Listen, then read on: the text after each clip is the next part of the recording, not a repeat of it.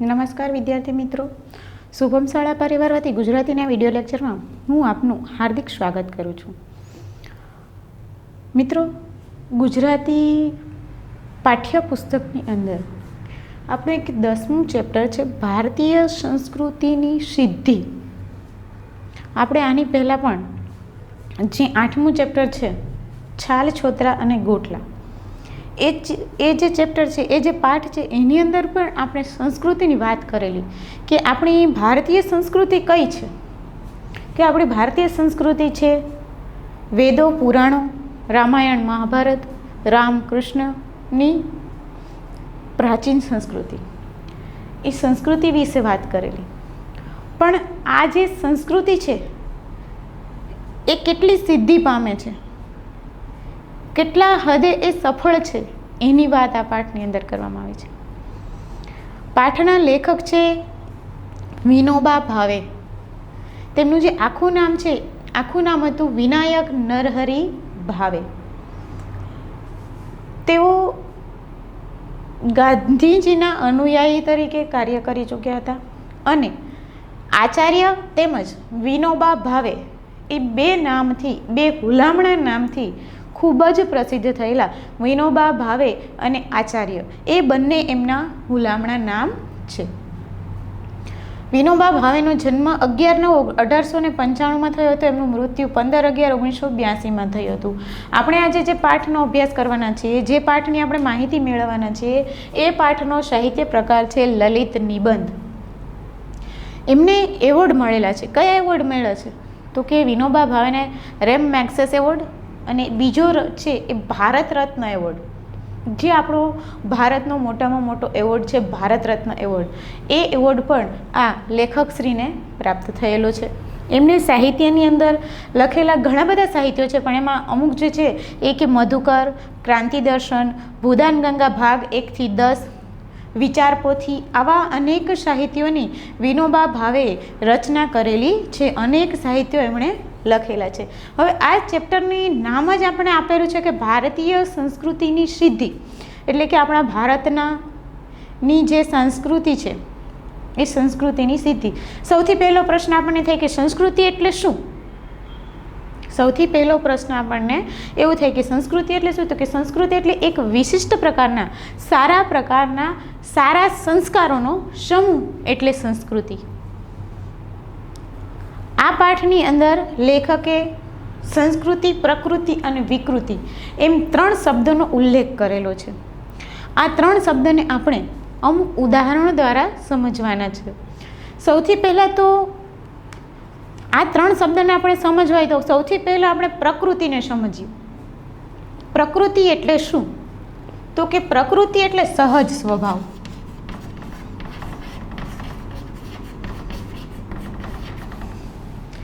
દરેક સજીવનો, દરેક જીવનો એક સહજ સ્વભાવ હોય છે. સરળ સ્વભાવ નહીં, સહજ સ્વભાવ હોય છે, જે સામાન્ય છે. સારો પણ નથી અને ખરાબ પણ નથી.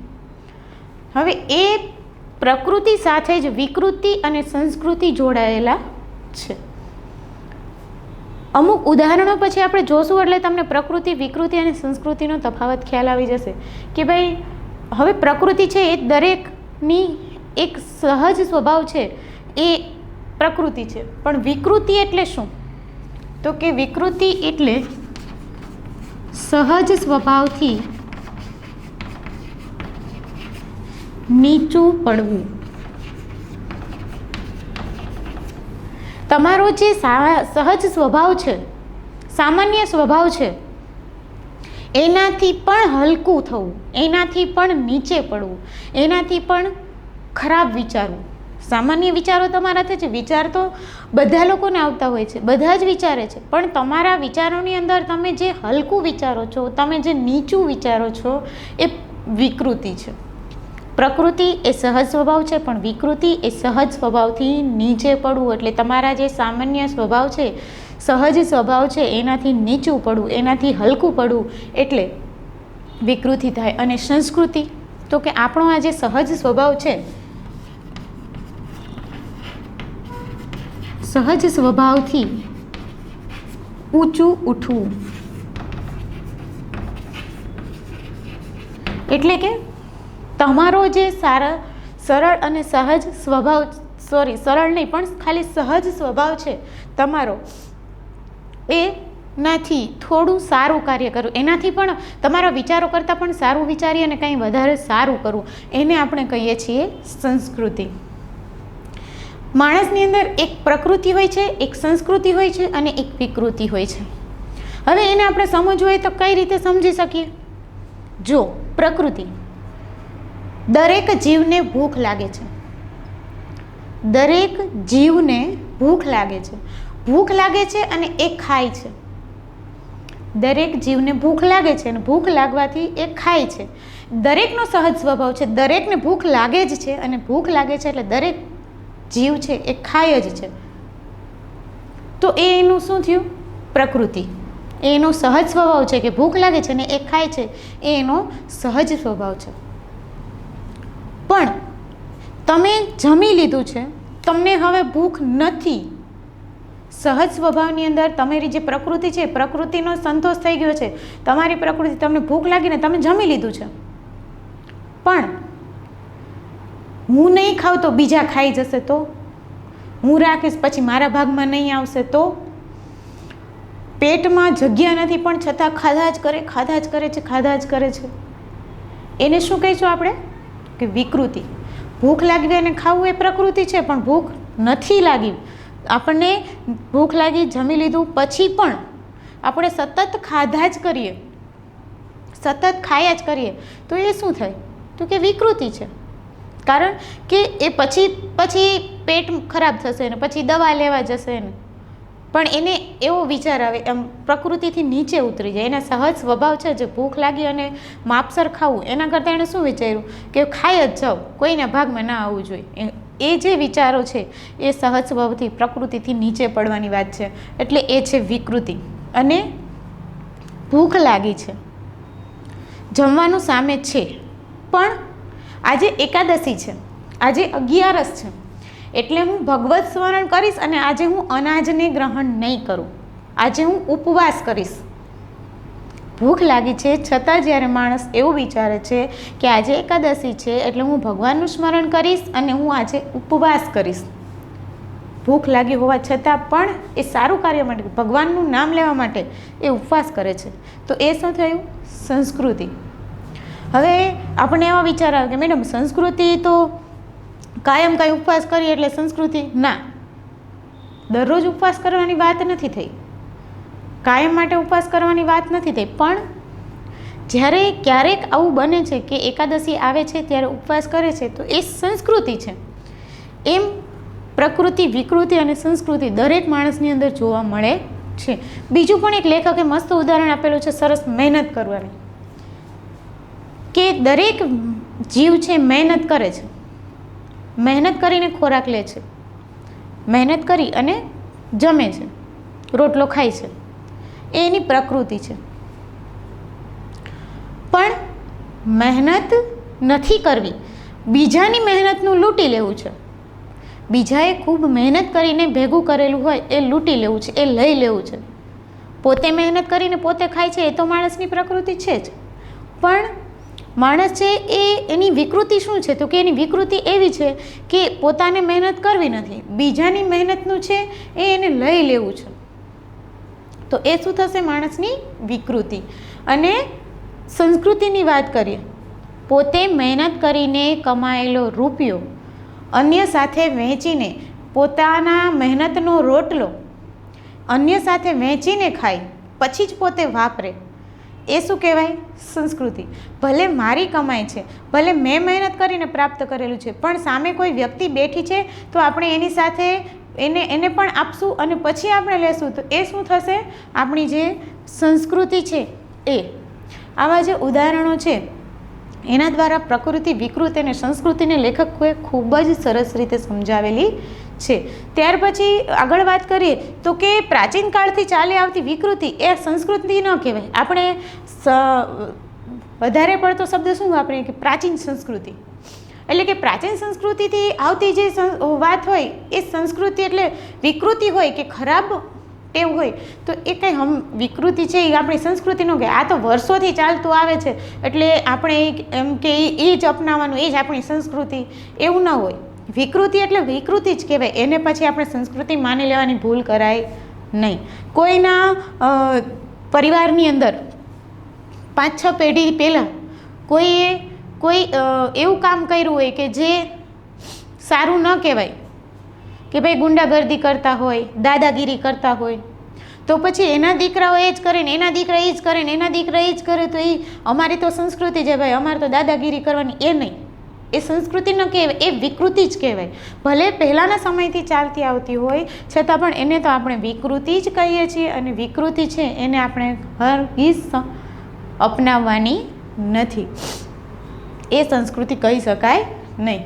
આપણો અત્યારના સમય પ્રમાણે માણસ છે ને એ પશુપણા તરફ આગળ વધે છે, પણ લેખક ખૂબ જ આ જે પ્રકૃતિ, વિકૃતિ અને સંસ્કૃતિ છે એના ઉદાહરણો દ્વારા લેખક એવું સમજાવે છે કે આપણે પશુપણામાંથી જ્યારે માણસપણા તરફ આગળ વધીશું, જ્યારે આપણે પ્રકૃતિ છે એ તો સામાન્ય જ છે, પણ વિકૃતિ છોડીને આપણે સંસ્કૃતિ તરફ આગળ વધીશું ત્યારે જ સંસ્કૃતિનો વિકાસ થશે.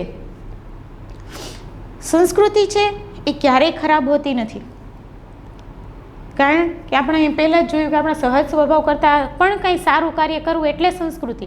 તો સંસ્કૃતિ છે ક્યારેય ખરાબ હોતી નથી. ખરાબ શું હોય છે તો કે વિકૃતિ, કારણ કે તમે તમારા સામાન્ય સ્વભાવ કરતાં પણ, સહજ સ્વભાવ કરતાં પણ નીચું કામ કરો છો, હલકું કામ કરો છો, એટલે હંમેશા વિકૃતિ ખરાબ હોય છે, સંસ્કૃતિ ખરાબ હોતી નથી. અને વાત કરીએ પ્રકૃતિની, તો પ્રકૃતિ છે એને આપણે સારી પણ ન કહી શકીએ અને ખરાબ પણ ન કહી શકીએ.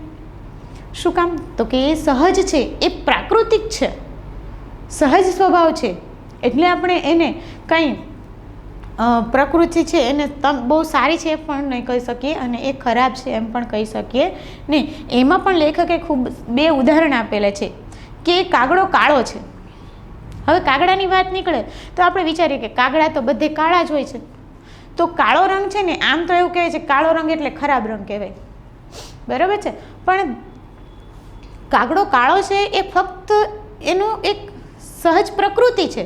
દરેક કાગડા કાળાપણું હોવું, એનામાં કાળાશ હોવી એ એની પ્રકૃતિ છે, એનો સહજ સ્વભાવ છે કે કાગડા કાળા જ હોય. તો કાગડા કાળો છે તો એમ ખાલી કાગડો કાળો છે તેથી આપણે એને ખરાબ કહી દઈએ એવું ન હોય, કે એ પ્રકૃતિથી આપણે એને ખાલી એના રંગથી કે એનાથી આપણે કહી શકીએ નહીં કે એ કાગડો ખરાબ છે. અને વાત કરીએ બગલાની, તો બગલો સફેદ હોય છે, સફેદ રંગ સારો હોય છે, એટલે કે સફેદ રંગનો બગલો હોય એટલે શું આપણે એને સારો કહી દઈએ? ફક્ત પણ એનું સફેદ હોવું એ તો એનો પ્રકૃતિ છે, એનો સહજ સ્વભાવ છે. દરેક બગલા સફેદ જ હોય, તો એને ફક્ત સફેદ છે એટલે સારો છે ને કાગડો કાળો છે એટલે નથી સારો, એવું આપણે કહી શકીએ નહીં. આપણે વિકૃતિને સંસ્કૃતિ માની લેવાની ઘણી વખત ભૂલ કરીએ છીએ. આપણે વિકૃતિ છે એને આપણે ઘણી વખત સંસ્કૃતિ માની લઈએ છીએ. જેમ મેં હમણાં પણ કીધું કે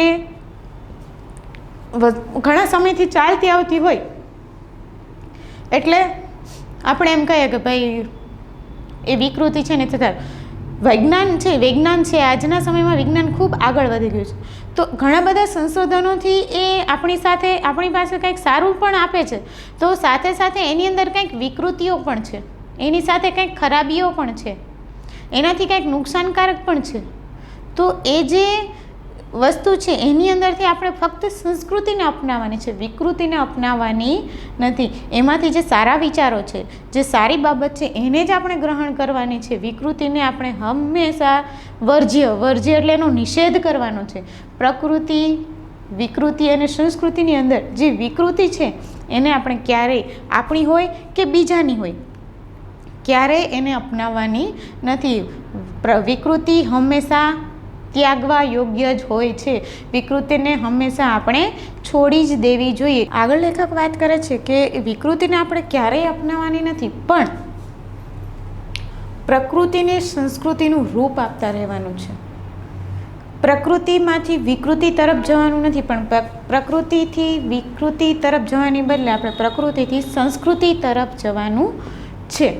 જેમ કે ખાવાનું આપણે છોડી શકતા નથી, કારણ કે આપણી પ્રકૃતિ છે. ઉપવાસ કરવાની વાત આપણે આગળ કરી હતી, તો કે રોજ ઉપવાસ ના, રોજ માટે ખાવાનું છોડવાનું નથી. આપણે ખાવાનું છોડવાનું નથી, પણ શું કામ ખાવાનું છોડવાનું નથી? તો કે ખાવું એ આપણી પ્રકૃતિ છે. ભૂખ લાગે છે અને માણસ ખાય છે, એ માણસની પ્રકૃતિ છે. પણ હા, માંસાહાર કરતા હોઈએ તો આપણે માંસાહારને જરૂર છોડી શકીએ. શું કારણ છે કે એને કેમ વિકૃતિ કહેવામાં આવે છે? તો કે માંસાહાર એટલે શું? તો કે કોઈ જીવને મારીને એ ખાવામાં આવે છે, એટલે એને વિકૃતિ કહ્યું છે. કોઈનું માંસ ખાઈએ છીએ એટલે એ થોડી આપણી વિકૃતિ કહેવાય. ખોરાક લે છે એ લોકો લે જ છે, બરાબર છે, પણ જો આપણે આ માંસાહારને છોડી શકીએ તો એ આપણું સંસ્કૃતિ તરફનું એક આગળનું ડગલું હશે. આપણી સંસ્કૃતિ તરફ એનાથી આગળ વધીશું. ખાવાનું છોડવાની વાત નથી, પણ સંસ્કૃતિ તરફ આગળ વધવા માટે જે તામસી ખોરાક છે તેનો આપણે ત્યાગ કરવાનો છે. એમ કરવાથી આપણે સંસ્કૃતિ તરફ આગળ વધીશું. લેખક એવું કહે છે કે જેમ જેમ વિજ્ઞાનની પ્રગતિ થતી જશે, પહેલાંના સમયની અંદર લોકોને વિજ્ઞાનની અંદર બહુ રસ નહોતો, એટલે કે એ વધારે જાણતા નહોતા, અશિક્ષિત લોકો વધારે હતા. હવે લોકો શિક્ષિત થવા લાગ્યા છે અને વિજ્ઞાનનો પણ વિકાસ થવા લાગ્યો છે. જેમ જેમ વિજ્ઞાનનો વિકાસ થતો જશે, વિજ્ઞાનની પ્રગતિ થતી જશે, એમ એમ વિકૃતિઓ છે એ ઓછી થતી જશે. એવું શા માટે લેખકે કીધું? કારણ તો કે અંકરાત્યાની માફક ખાવું. અંકરાત્યા એટલે કે ખાઉધરાની જેમ. ભૂખ નથી લાગી પણ ખાધા જ કરવું, એ એક વિકૃતિ છે. ભૂખ નથી, પેટમાં જગ્યા નથી, છતાં ખાધા જ કરવું છે, તો એ વિકૃતિ છે. પણ જ્યારે એક ખાધા જ કરનાર વ્યક્તિ છે, જે ખાઉધરી વ્યક્તિ છે, એને જ્યારે વિજ્ઞાન સમજાશે, જ્યારે એને ખબર પડશે કે શરીરની જે આપણી આંતરબાહ્ય રચના છે, આપણા શરીરની અંદરની રચના અને શરીરની જે બહારની રચના છે, એનો જ્યારે એને ખ્યાલ આવી જશે, આપણા પાચનતંત્રની એને જ્યારે ખ્યાલ આવી જશે, પાચનતંત્ર એને સમજાઈ જશે કે વધારે પડતું ખાવાથી કેટલું નુકસાન થાય છે, આ બધું જ્યારે એ વ્યક્તિને સમજાઈ જશે, ત્યારે એ છે એ વિકૃતિને છોડી દેશે અને એ સંસ્કૃતિ તરફ કદાચ આગળ જાય કે ન જાય, પણ એ ચોક્કસ એ વિકૃતિને તો છોડી જ દેશે. ભારત દેશની વાત કરીએ તો કે ભારત દેશ છે, આપણે સંસ્કૃતિની વાત કરી છે, તો કે ભારત દેશ છે એ પ્રાચીન સમયના વૈદિક ઋષિઓથી લઈને આજ સુધી શબ્દની અખંડ પરંપરા ચાલી આવી છે. આપણા દેશની અંદર વૈદિક ઋષિઓથી, વેદોના સમયથી, પ્રાચીન સમયના આપણા જે ઋષિઓ હતા ત્યારથી લઈને આજ સુધી શબ્દોની એક અખંડ પરંપરા ચાલી આવી છે. લેખક એવું કહે છે કે દુનિયામાં બીજો કોઈ એવો દેશ નથી કે જ્યાં 10,000 વર્ષોથી એકને એક શબ્દો ચાલી આવતા હોય. આપણો ભારત દેશ એક એવો દેશ છે કે જ્યાં જે શબ્દો 10,000 વર્ષો પહેલાં બોલાતા હતા એ જ શબ્દો આજે પણ બોલાય છે. આપણે આ ઋષિ શબ્દ જ લઈએ તો ઋષિ છે એ પ્રાચીન સમયથી ચાલતો આવતો શબ્દ છે, તો કે 10,000 વર્ષોથી ચાલતા આવતા શબ્દો, એ શબ્દો આજે પણ આપણે અખંડ રીતે એ શબ્દોને આપણે બોલતા જ રહીએ છીએ. આવું અન્ય દેશમાં લેખક કે ક્યાંય જોવા મળતું નથી કે જે 10,000 વર્ષોથી એકને એક શબ્દો ચાલ્યા આવતા હોય. ભારતે પોતાના પુરાણા શબ્દોને તોડ્યા નથી, નવા જરૂર બનાવ્યા છે. જેમ પહેલાં કીધું હોય કે 10,000 વર્ષોથી એકને એક શબ્દો બોલાતા આવે છે. એ એકને એક શબ્દો છે, એ શબ્દોની વાત કરીએ તો કે એ શબ્દોને તોડ્યા નથી, એને છોડી નથી દીધા, તોડી નથી નાખ્યા, પણ એની અંદર નવા શબ્દો ચોક્કસ ઉમેરેલા છે. એની અંદર નવા શબ્દોને ઉમેર્યા છે, નવા શબ્દ જરૂર બનાવ્યા છે. એની અંદર એમણે જે નવા શબ્દો છે, આપણા ભારતીય લોકો એની અંદર નવા શબ્દો જોડ્યા છે, પણ આપણા જે પ્રાચીન શબ્દો છે એને એમને એમ રાખેલા છે. એક આચાર્ય યાસ્કાચાર્ય છે, એમણે તો કહ્યું હતું કે આપણી સંસ્કૃતિ પ્રાચીન છે છતાં નિત્ય નૂતન સંસ્કૃતિ છે. ભલે આપણી સંસ્કૃતિ છે એ પ્રાચીન, એટલે કે પ્રાચીન સમયથી ચાલી આવતી, પણ નિત્ય નૂતન, કારણ કે આપણે એમાં એ સંસ્કૃતિની અંદર કાંઈક ઉમેરો કરતા જઈએ છીએ. એટલે કે નિત્ય નૂતન, હંમેશા નવી જ લાગતી સંસ્કૃતિ એ આપણી ભારતની સંસ્કૃતિ છે. તેમણે પ્રાચીન સમયના કોઈ ઋષિ આવે તો યાસ્કાચાર્યએ ત્યાં સુધી કહ્યું કે પ્રાચીન સમયના કોઈ ઋષિ આજે આવે આપણા ભારતની અંદર, આપણા પ્રાચીન સમયના ઋષિ કોઈ આજે આવે તો એને આપણો બાહ્ય પહેરવેશ, બાહ્ય વેશ, એટલે કે આપણને બહારથી જોઈને, કારણ કે પહેલાંના સમય જે હજારો વર્ષો પહેલાં જે વસ્ત્રો પહેરાતા હતા, જે રીતે લોકો રહેતા હતા, એની બદલે તો અત્યારે તો આપણે સાવ બધું બદલાઈ ગયું છે. પહેરવેશથી લઈ, રહેણી કહેણીથી લઈને બધું જ ફરી ગયું છે. એટલે આપણો જે બાહ્ય વેશ છે એ ભલે એને જુદો લાગે, એમ કે પ્રાચીન સમયના ઋષિ કોઈ આવે તો એને આપણો બાહ્ય પરિવેશ છે એ ભલે જુદો લાગે, પણ આપણા અંદર એને એવું કંઈક ચોક્કસ દેખાશે. આપણામાં પ્રાચીન સંસ્કૃતિના અમુક અંશો એને ચોક્કસ એવા દેખાશે કે જેના દ્વારા એ કહી શકશે કે આ મારા જ બાળકો છે, મારા જ બાળકો છે, એવું એ ઋષિ. કારણ કે આ આપણી એક અખંડ પરંપરા છે. હજારો વર્ષોથી આપણી જે સંસ્કૃતિ ચાલતી આવે છે, આપણે એ જ સંસ્કૃતિને આગળ વધારતા જઈએ છીએ. હા, એમાં ચોક્કસ નવી ઉમેરીએ છીએ, પણ આપણી જે પ્રાચીન સંસ્કૃતિ છે એને આપણે તોડી નથી. હજારો વર્ષના પુરાતન દેશ છે આપણો દેશ છે હજારો વર્ષ જૂનો છે. જ્યારે બીજા દેશોનો ઇતિહાસનો આરંભ પણ નહોતો થયો, શરૂઆત પણ નહોતી થઈ, ત્યારે આપણા પૂર્વજો છે એ ગૌરવ શિખર સુધી પહોંચી ગયા હતા. એટલે કે બધા દેશો કરતાં પણ આપણો જે દેશ છે એ ખૂબ જ પ્રાચીન આપણો દેશ છે. સ્થળકાળનો ભેદ હોવા છતાં જો આપણામાં અનેકતામાં એકતા છે ભારતની અંદર. આવું આપણે ઘણી વખત વાંચ્યું છે, સાંભળ્યું છે કે એકતામાં અનેકતા હોય છે. અનેકતામાં એકતા એ આપણા ભારતનો એક નિયમ છે કે આપણે વિવિધ ભાષાઓ બોલાય છે, વિવિધ પહેરવેશ હોય છે, બધું જ અલગ હોવાથી, વિવિધતા હોવા છતાં પણ આપણા ભારત દેશની અંદર એકતા છે. સ્થળ અને કાળનો ભેદ હોવા છતાં, સ્થળ એટલે કે જગ્યા અને કાળ એટલે કે સમય, જગ્યાનો ભેદ, સમયનો ભેદ હોવા છતાં પણ ઘણી વખત એવું બને છે કે આપણને એકતાનું દર્શન થાય છે. એકતા એના માટે પણ સરસ લેખકશ્રીએ ઉદાહરણ આપેલું છે કે દુર્લભમ મહારાષ્ટ્રે જન્મ, દુર્લભમ ગુજરેશુ જન્મ. આવું તમને ક્યાંય સાંભળવા મળશે નહીં. આવા સૂત્રો છે, આવા વાક્યો છે તમને ક્યાંય સાંભળવા નહીં મળે કે મહારાષ્ટ્રની અંદર જન્મ લેવો દુર્લભ છે, ગુજરાતની અંદર જન્મ લેવો દુર્લભ છે, આવું નહીં. પણ 500 વર્ષ પહેલાં, અંદાજે 500 વર્ષ પહેલાં નરસિંહ મહેતાએ કહ્યું હતું કે ભરતખંડ ભૂતળમાં જન્મી જેણે, ભરતખંડ ભૂતળમાં જન્મી જેણે ગોવિંદના ગુણ ગાયા રે તે ધન્ય છે. સમયની વાત, કાળ એટલે કે સમય. 500 વર્ષ પહેલાં નરસિંહ મહેતાએ જે કહ્યું હતું ભારત માટે કે ભારતની અંદર જન્મ લઈને જેણે ભગવાનના ગુણ ગાયા છે તે ધન્ય છે. આ જે વાત કરે છે કવિ નરસિંહ મહેતા, એ જ વાત અસમના કવિ શંકરદેવ અને માધવદેવે પણ કહી હતી. ગુજરાતના કવિ નરસિંહ મહેતા અને અસમના કવિ શંકરદેવ અને માધવદેવ, આ જ વસ્તુ એમણે પણ ભારત માટે એ જ વસ્તુ કે ભારતની અંદર જન્મીને જેણે ગોવિંદના ગુણ ગાયા છે તે ધન્ય છે.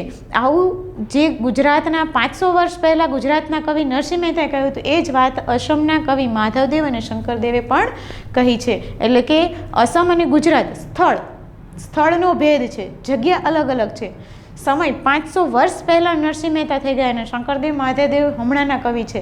તો કે એ બંનેનો સમયમાં પણ તફાવત હતો અને બંનેની ભાષા, એકબીજાની ભાષા પણ તેઓ નહોતા જાણતા, એકબીજાને પણ નહોતા જાણતા, છતાં બંને એક જ વસ્તુ અનુભવી. શું કામ? તો કે ભારતની અંદર એમણે જે જન્મ લીધો ને એના માટે એ ધન્યતા અનુભવે છે.